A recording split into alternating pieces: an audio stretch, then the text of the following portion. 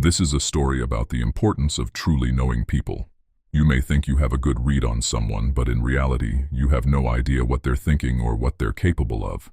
This happened maybe 4 or 5 years ago. The struggle of everyday life was starting to wear thin on me and my girlfriend, Stacy. She suggested that we rent a cabin out in the woods just to escape for a few days.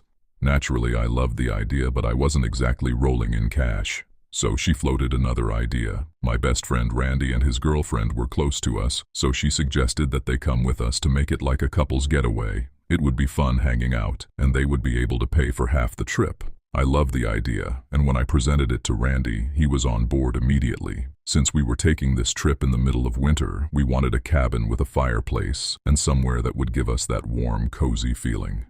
Stacy found a place, and we booked it for the end of that month.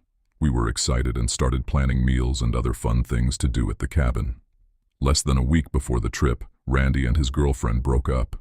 The breakup was sudden, and it didn't end well. Stacy and I tried to figure out if we should offer Randy his money back or just not say anything.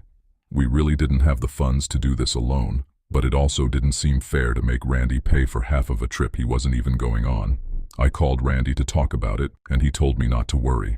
I offered several times to give him his money back, but he insisted that we still go and enjoy a romantic getaway. When I told Stacy the news, she was excited, and we started getting pumped for our trip alone. The next day, only a few days before the trip, Randy told me that he had found someone else to go on the trip with us. I told him I wasn't crazy about that idea, and when Stacy heard, she agreed.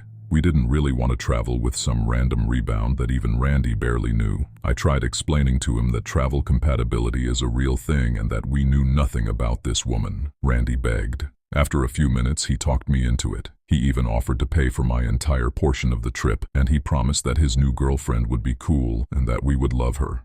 Stacy and I were not happy. We knew the trip had the potential to end in awkward disaster. That alone would have been a horror story.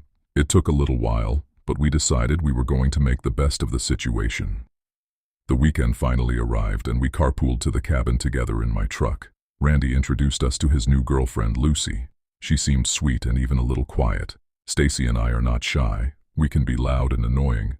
We spent most of the drive trying to get to know Lucy, but she wasn't very talkative.